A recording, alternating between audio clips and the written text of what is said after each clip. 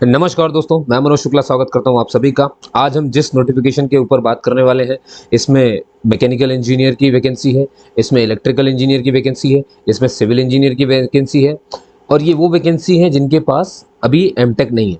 अगर आपने एमटेक किया हुआ है, ठीक है, एमटेक जिस कुछ फील्ड है जिसमें इसकी वैकेंसी है और एक ही एक पोस्ट है।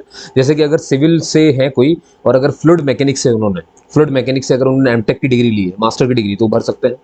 अगर आप इलेक्ट्रिकल से हैं और आपने एमटेक अपना पावर इलेक्ट्रॉनिक्स से किया है तो भी आप भर सकते हैं, इसकी एक पोस्ट है यहाँ पर। अगर आप इलेक्ट्रिकल से हैं और आपने इलेक्ट्रिकल मशीन्स से अपना एमटेक किया है तो भी आप इसमें भर सकते हैं, एक पोस्ट है इसकी। अगर आप इलेक्ट्रिकल से हैं तो आप इलेक्ट्रिकल से हैं और आपने कंट्रोल एंड इंस्ट्रूमेंटेशन में आपने अपना एमटेक कंप्लीट किया है तो भी आप इसको भर सकते हैं, इसकी एक पोस्ट है। ये जो 1-1 लिखा है ना, इसकी एक एक पोस्ट है, ठीक है। तो याद रखिएगा ये दो हिस्सों में बटी हुई है। एक है विदाउट मास्टर डिग्री यानी कि सिर्फ बैचलर डिग्री यानी कि बीई बीटेक। अब वो सिविल का हो सकता है डिग्री आपके पास, मैकेनिकल की हो सकती है, इलेक्ट्रिकल की हो सकती है। सिविल की 33 पोस्ट खाली है, मैकेनिकल की 38, इलेक्ट्रिकल की 31, ठीक है। ये पोस्ट आपको याद रखनी है। ये कौन से हो गए? जिनके पास एमटेक नहीं, जिनके पास सिर्फ बीई बीटेक है। अगर जिनके पास एमटेक है तो अगर सिविल से आपने फ्लूइड मैकेनिक किया, क्योंकि इसी की वैकेंसी खाली तो इसी का होना चाहिए, सिविल से हैं आप और आपने फ्लूइड मैकेनिक में अपना एमटेक कंप्लीट किया तो आप भर सकते हैं। इलेक्ट्रिकल से हैं तो इलेक्ट्रिकल की 3 जगह है यहाँ पर, इलेक्ट्रिकल इलेक्ट्रिकल इलेक्ट्रिकल। इलेक्ट्रिकल से होकर के अगर आपने एमटेक किया है पावर इलेक्ट्रॉनिक्स में तो एक पोस्ट है। इलेक्ट्रिकल से होकर के अगर आपने एमटेक किया है इलेक्ट्रिकल मशीनरी में तो भी आप इसे भर सकते हैं। इलेक्ट्रिकल से होकर के अगर आपने एमटेक किया है कंट्रोल एंड इंस्ट्रूमेंटेशन में तो भी भर सकते हैं। और एक 3 पोस्ट है दोस्तों, ये है इन्वायरमेंटल इंजीनियरिंग की। तो अगर आपने इन्वायरमेंटल में अपनी इंजीनियरिंग की है और एमटेक भी किया है तो ये 3 पोस्ट है ना। यहाँ याद रखिएगा इन्वायरमेंटल एमटेक वाली जगह पर है, बिना एमटेक वाली जगह पर नहीं, ठीक है। तो इस तरह से अगर आप देखोगे तो टोटल 109 पोस्ट हो जाती है जिनमें ये वैकेंसी पूरी की पूरी खुली हुई है, ठीक है। मैं जरा यहाँ से पेन तो बदल लूँ पहले तो, ठीक है, ब्राउन ले लेता हूँ। इतना वो क्लियर हो गया। अब कुछ चीज़ आपको ध्यान रखनी, थोड़ा सा बैकग्राउंड में अगर मैं जाऊँ तो 10th और 12th के इन्होंने परसेंटेज मांगे हुए दोस्तों, और वो है 65%, ठीक है। ये किसके लिए है? ये है जनरल, ओबीसी और अपना economic weaker section. SC ST, person with disability या डिपार्टमेंटल कैंडिडेट्स अगर पहले से काम कर रहे हैं तो उनके लिए पासिंग मार्क्स रखा गया है ना। यहाँ पर इनके लिए 65% रखा गया है। लेकिन अगर ऐसे ही बंदे, ये तो 10th 12th हो गया, बी बीटेक में कितना परसेंट मांगा है? तो इन्होंने 60% मांगा है, ठीक है। एमटेक में कितना मांगा है? 60% मांगा है, ठीक है। इतना रिक्वायर्ड है, तो ये आपको ध्यान रखना है। अब इसमें एक चीज़ ये है कि ये तो हो गया, इसमें आपका सिलेक्शन होगा कैसे? तो पहले तो आपको ध्यान रखना आपके पास 1 साल का एक्सपीरियंस होना चाहिए, है ना। और एक्सपीरियंस आप देखोगे यहाँ पे लिखा पोस्ट क्वालिफिकेशन, यानी कि जो इसकी क्वालिफिकेशन है, एजुकेशन क्वालिफिकेशन क्या है? इसमें 2 तरह की है, एक विदाउट एमटेक और एक विद एमटेक। तो ये जो चीज़ होती है ना, ये इसकी एजुकेशन क्वालिफिकेशन होती है। तो जब आपने एमटेक कर लिया हो उसके बाद अगर आपने 1 साल कहीं काम किया तो वो काउंट होगा। ये नहीं कि आपने एमटेक से पहले अगर कहीं क्या कहना चाहिए एक्सपीरियंस लिया हुआ है तो वो काउंट नहीं होगा, ठीक है, ये ध्यान रखना। हाँ, तो वो फिर किस में काउंट होगा? अगर आपने एमटेक से पहले किया है तब आप मतलब इसके लिए नहीं भर सकते, आप मास्टर डिग्री वाला नहीं भर सकते। आप भर सकते हैं किसके लिए? आप भर सकते हैं विदाउट, यानी बीई बीटेक, क्योंकि आपने बीई बीटेक किया उसके बाद आपने कहीं पर पोस्ट कहीं पे एक्सपीरियंस ले लिया काम करके और उसके बाद आपने एमटेक किया, तो इसका मतलब ये है। और एमटेक के बाद आपका कोई एक्सपीरियंस नहीं है, ठीक है, ध्यान रखना। तो पहले बीई या बीटेक किया, फिर कहीं 1 साल का एक्सपीरियंस ले लिया तो आप ये भर सकते हो। कौन सा वाला? विदाउट मास्टर डिग्री वाला, है ना। और ये लोग भी ध्यान सुन ले, जिन्होंने बीई बीटेक किया, फिर 1 साल का कहीं काम किया और फिर एमटेक कर लिया, ठीक है, इनमें से किसी एक में एमटेक कर लिया आपने, तो क्या आप भर सकते हैं? नहीं, तब भी आप सिर्फ विदाउट मास्टर वाला भर सकते हैं। क्यों? क्योंकि आपके पास एमटेक के बाद एक्सपीरियंस नहीं है, ठीक है। अब तीसरी कंडीशन लेते हैं, इसने बीई बीटेक किया, ठीक है, एमटेक किया और फिर 1 साल का एक्सपीरियंस, तो भी भर सकता है। इसने बीई बीटेक किया, बीच में 1 साल का एक्सपीरियंस लिया, फिर इसने एमटेक किया और फिर 1 साल का एक्सपीरियंस किया, तो भी ये मास्टर डिग्री वाला भर सकता है। ये दोनों भर सकता है, ठीक है दोस्तों। तो मैंने आपको डिटेल में बता दिया कि क्या है यहाँ पर। 1 साल का एक्सपीरियंस चाहिए आपको। सिलेक्शन प्रोसेस है कैसा, कैसे सिलेक्शन करेंगे आपका? देखिए क्या है कि आपकी, अब आप इसमें 3 चीज़ें होंगी ना, एक तो आपकी एमटेक, बीटेक, इन सब की डिग्रियां होंगी, ठीक है। साथ में मतलब ये रिजल्ट के बेस पे कि आपके कितने परसेंटेज हैं उसमें, ठीक है। 60% तो रिक्वायर्ड है, इससे ज़्यादा होना चाहिए। तो किसी के 90% है इन सब में तो उसको शॉर्टलिस्ट जल्दी किया जाएगा। थोड़ा ध्यान रखेंगे, एमटेक अगर आपके अच्छे परसेंटेज है तो आपके लिए काफ़ी फायदा हो सकता है यहाँ पर, ठीक है। तो सिलेक्शन प्रोसेस का तरीका क्या है? शॉर्टलिस्ट आपको किया जाएगा पहले आपके परसेंटेज के बेस पे, है ना, ऑन द बेस, या और एक्सपीरियंस के बेस पर, है ना, कितने आपके बीई बीटेक में है और क्या आपका एक्सपीरियंस है, कितना एक्सपीरियंस है, उसके बेस पर आपको शॉर्टलिस्ट कर लेंगे। जब आप, क्योंकि ऑनलाइन फॉर्म भरोगे ना आप, तो उसमें सब दर्शाओगे ये इतना मेरा परसेंटेज में और यहाँ मेरा एक्सपीरियंस इतना है, तो उससे आपको फायदा मिल जाएगा। सर शॉर्टलिस्ट हो गया, इसके बाद करना ये तो अभी हमें एडमिट कार्ड भेजा ना, क्या ये लोग कोई पेपर कर रहे हैं हमारा? नहीं, ये आपका कोई रिटर्न एग्जाम नहीं ले रहे हैं, ये सिर्फ और सिर्फ इंटरव्यू होगा यहाँ पे आपका, है ना। यानी कंपनी सिर्फ आपका इंटरव्यू होगी। ये जो पहली स्टेज लिखी है ना शॉर्ट लिस्टेड, इसका मतलब कि आपको चुना जाएगा कि भैया किस किस को हमें पर्सनल इंटरव्यू के लिए बुलाना है, कोई रिटर्न टेस्ट नहीं है, सीधे इंटरव्यू देने जाना है आपको, ठीक है। तो इसी बात के लिए शॉर्टलिस्ट तो करना पड़ेगा। शॉर्टलिस्ट करेंगे आपके इंजीनियरिंग के मार्क्स, एमटेक के मार्क्स से, है ना, और आपके एक्सपीरियंस से। एक्सपीरियंस जितना ज़्यादा उतने ज़्यादा अच्छा होगा आपके लिए, ठीक है। तो आपको सिर्फ बुलाया जाएगा पीआई यानी कि पर्सनल इंटरव्यू के लिए। तो अपना रिज्यूम, अपने डॉक्यूमेंट्स, ओरिजिनल फोटोकॉपी सब लेकर के पहुंचना। अच्छा, मैं पहले यहाँ पर थोड़ा सा रुक करके एक बात क्लियर कर दूँ थोड़ा सा। देखिए, अगर किसी को ऐसा लगता है कि यहाँ पर पोस्ट बहुत कम है, तो मैं उसके दिमाग से कुछ चीज़ें निकाल देना चाहता हूँ। पहली बात तो भैया ये कि हम कितने हैं, क्या आप 2 हैं कि आप एक ही हैं? आप एक ही हैं ना।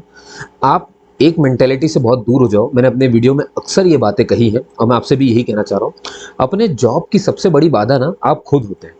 आपकी मेंटेलिटी क्या होती है कि कहीं पर जब तक 1000, 5000, 10,000, 1,00,000 वैकेंसी नहीं होगी ना, तब तक आपको नौकरी नहीं लग सकती। ये सबसे वर्स्ट मेंटेलिटी है इंडियन में, सबसे वर्स्ट मेंटेलिटी। अगर आप यूथ हैं और आप इतनी सारी, आज इतना इन्फॉर्मेशन का बाढ़ आ चुकी है, हर जगह इन्फॉर्मेशन की बाढ़ है, ठीक है। तो मैं इस इन्फॉर्मेशन की बाढ़ में एक इन्फॉर्मेशन आपको रखने के लिए कहूँगा, जो कि आप तरह तरह के खड़े तो सुनते ही हैं, है ना, तरह तरह के लोगों को सुन लेते हैं, लेकिन आपके काम की बात मैं बता रहा हूँ। क्या होता है, क्या है ना दोस्तों, जब खाने को नहीं होगा ना, या घर वाले जब सुनाने लगेंगे ना, तो बड़ा बुरा लगता है, ठीक है। और यही ऐसा लगेगा कि कुछ अपॉर्चुनिटी मिल जाए। तो अगर अभी वो खिला रहे हैं तो इस चीज़ को भगवान की दी हुई अपॉर्चुनिटी मानिए। कितना कौन कब जीवित है, कब कौन पार निकल जाए, कुछ पता नहीं चलेगा। अपने माता पिता को जितनी जल्दी हो सके उतना जल्दी गर्व पहुंचाने के बारे में सोचा करें। खाली बैठ करके हिंदुस्तान का समय बर्बाद मत करिए। यूथ यहाँ पर वैसे ही टाइम वेस्ट करता तैयारी के नाम पे, आप ये सब मत करिए। अपॉर्चुनिटी दिखती है, आपकी फील्ड से जुड़ी है, अगर आपने वो पढ़ाई की है तो घबराना क्यों यार। आप घबराते हो कि मेरा एमटेक छूटा हुआ है, बहुत लंबे समय से मैंने पढ़ा नहीं है, कुछ नहीं है, तो मेरा ये नहीं होगा, वो नहीं होगा। ये सब ना, पता है कौन कहता है, ये भगोड़े होते हैं, ये डरपोक लोग होते हैं, जिनको सामना करने में ना बहुत बिल्कुल बैंड बजती है इनकी, सामना करने में कि अरे यार अब वो ही पढ़ना पड़ेगा। अरे भाई पढ़ना ही तो है यार, कौन सा जंग में भेज दिया तुमको, तुम पढ़ नहीं सकते? इतनी बड़ी बात है। संदीप उन्नीकृष्णन, मेजर संदीप उन्नीकृष्णन को देखिए आप, है अपने दोस्तों को पीछे करके वो इंसान जान देने चला गया। जान से बड़ा है आपका एमटेक, आप इतना नहीं कर सकते? वो माता पिता के लिए क्या करके गए वो तो बहुत दूर की बात। मुंबई अटैक की बात कर रहा हूँ। मुंबई अटैक में जो शहीद हुए थे ना, संदीप उन्नीकृष्णन, 2008 में जो मुंबई अटैक हुआ था, ताज होटल में जो बचाने गए थे एनएसजी कमांडो, आखिरी में एलीट फोर्स जो एंटर हुई थी, उनकी बात कर रहा हूँ। परिवार को तो गर्व पहुंचाने की बात बहुत दूर है, पूरे देश के बचाने के लिए वो दौड़ गया, पूरा जीवन न्यौछावर कर दिया, दिन भर मेहनत करते। तो आप इतनी सी मेहनत नहीं कर सकते कि सिर्फ अपना जीवन यापन कर दीजिए, 4 लोग को छोड़ दीजिए? भैया क्या है, आप अपने को संभाल लीजिए। माता पिता इसी में धन्य हो जाएंगे, हाथ जोड़ लेंगे आपसे, है ना। अरे भाई तूने वो काम कर दिया जो कोई नहीं कर सकता था, तूने तो मेरे छाती का बोझ हल्का कर दिया। तो अगर कुछ नहीं कर रहे हैं ना भैया, ऐसा है, भटकना बंद कीजिए कि मैं ये भी तैयारी कर लेता हूँ, वो ज़्यादा आसान तैयारी, वो ज़्यादा आसान तैयार है। अपॉर्चुनिटी अगर मिली तो उसको पढ़ना शुरू कर दो, ठीक है। इस दुनिया में कोई नियम कायदा कानून कुछ नहीं चलता, मुद्दा यही है। और भटकना प्लीज बंद करिए। बहुत लोग हैं भटकाने के लिए और बहुत भटक चुके हो। थक जाओ, अब थक जाओ, भटकने से थक जाओ, कुछ बनने के उससे मत थको कभी भी, है ना, भटकने से थक जाओ। तो यहाँ एक और एक मत देखना, तुम एक पैदा हुए हो तो तुम एक ही जगह लोगे। अगर 1,00,000 वाली जॉब की वैकेंसी वाली भी मैं यहाँ पे अगर नोटिफिकेशन बता रहा होता, तो क्या तुम पूरे 1,00,000 में भर्ती हो जाते? क्या पूरी 1,00,000 तुम्हारे हो जाती? या तुम्हें ऐसा लगता है कि कहीं ये बिल्कुल पर्ची बना करके गोले में डाल दिया है और मैं बस कूदूंगा और एक पर्ची तो मेरे हाथ में आएगी ही आएगी, मतलब एक जॉब तो आई जाएगी, ऐसा कुछ है क्या? नहीं है ना ऐसा कुछ। वो तो तुम्हें क्वालिफिकेशन तब भी दिखानी पड़ेगी, तुम्हें करना पड़ेगा, वरना अगर ऐसा होता तो आज तुम नौकरी में लग चुके होते। और अगर अभी तक नहीं लगे हो तो समझ जाओ कि तुम बहुत गंदे भटके हुए हो। तुम्हारे लिए ही मेरा ये वीडियो है, ठीक है। तो मेरे भाई मेरी बहन जो भी मुझे सुन रहे हैं, मैं साफ आपको बता रहा हूँ, अपॉर्चुनिटी सामने है, इस्तेमाल करिए। कईयों ने मेरी बात सुनी, मानी, उनको फ़ायदा हुआ, ठीक है। ऐसा अगर ज़्यादा समय तक चला ना तो मैं जल्दी से लाइव भी लाऊंगा ऐसे लोगों को जिन्होंने मेरी बात मानी।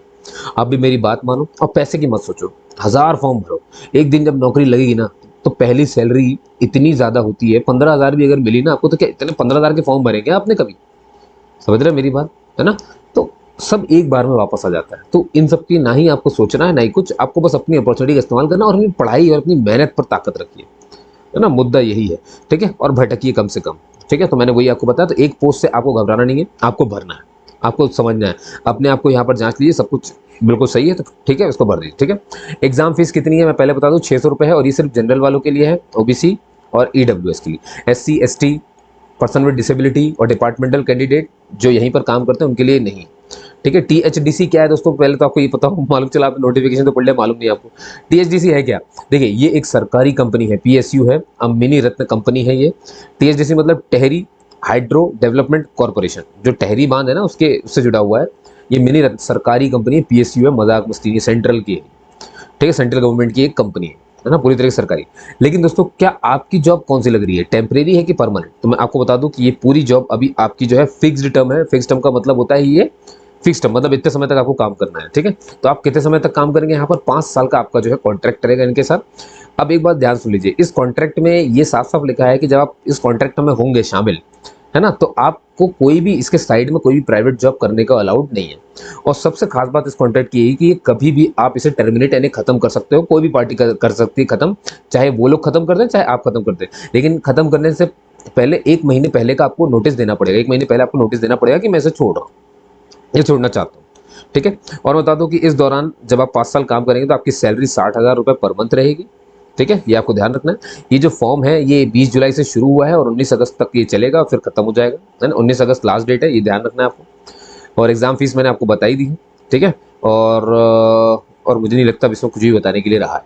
ठीक है, तो मुझे ये आपसे यही कहना था। अब देखिए कई लोग तो यहीं पर बिचक जाएंगे क्योंकि फिक्सडम और टेम्परेरी और परमानेंट, ये सबसे कोई फर्क नहीं पड़ता भैया, कोई फर्क नहीं पड़ता। ठीक है, अगर आज के आप पता है आप 5 साल वैसे ही बैठे हो पढ़ाई के नाम पे, 5 साल काम करने के नाम पे चले हो, है ना, यहाँ से निकल के आओगे कहीं प्राइवेट में या कहीं पर भी लगाओगे कहीं, और ऐसा तो है नहीं कि एक ही बार निकला फिर निकलेगा, तो इसमें वापस से आपको बुलाया जा सकता है। भाई आपने पहले से काम किया तो मान लो दोबारा ये वैकेंसी के लिए फिर चले गए आप, 10 साल आप काम कर लोगे। ठीक है, तो ऐसा तो है नहीं कि रुक गया, जब आपका टर्म खत्म होगा तो फिर से वैकेंसी ओपन होगी ना, और आपने ये काम किया होगा 5 साल तो आपको तो ज़्यादा मिलेगा ही भाई। एक्सपीरियंस आदमी कौन नहीं चाहता, 5 साल का नहीं का एक्सपीरियंस है, तुरंत आपको धर लेंगे, समझ गए। तो भविष्य में क्या होगा क्या नहीं होगा इस बात से अपना आज मत डिसाइड करिए, अपने आज को डिसाइड करके, अपने आज को चुन करके अपना फ्यूचर डिसाइड करिए। ठीक है, फ्यूचर को सोच करके आज डिसाइड नहीं होगा। ये ध्यान सुन लो कि फ्यूचर मेरा कैसा है, आज कदम लो, जो आज कदम लोगे वो फ्यूचर बन जाएगा। समझ गए बात, है ना, बहुत अच्छे से समझना है इस बात को। ठीक है, तो डरने वाली कोई बात है ही नहीं, आपको भरना है करना है, और एक दिन खर्च हो जाना है यार, एक दिन चले जाएंगे, ऊपर भगवान की कृपा होगी और बस यहाँ से कल्टी मार लोगे। ठीक है, बिल्कुल निपट लेंगे, मामला खत्म हो जाएगा, ना कोई जानेगा, 3 आदमी ना कुछ। और इस दुनिया की सबसे बुरी बात यही है दोस्तों कि आप कितने भी अच्छे काम कर लो एक दिन ये आपको भुला ही देंगे, आप कितना भी बुरा काम कर लो एक दिन आपको ये भुला ही देंगे।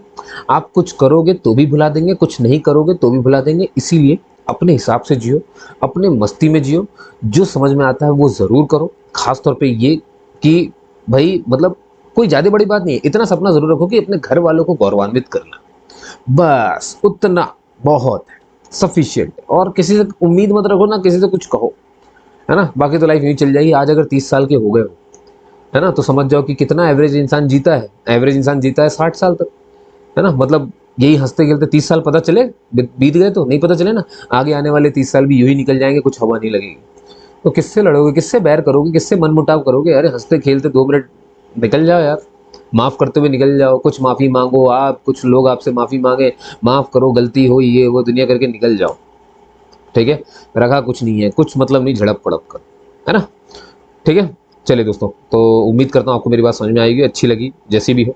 तो जाते जाते अपने आपके अपने इस चैनल को सब्सक्राइब करके ज़रूर जाना, और हो सके तो ये मेरी बातें और तक पहुँचाना, शेयर करना, है ना, अगर जमी हो तो, नहीं तो कोई बात नहीं है। खैर ठीक है, बस दोस्तों तब तक के लिए जय हिंद, जय भारत।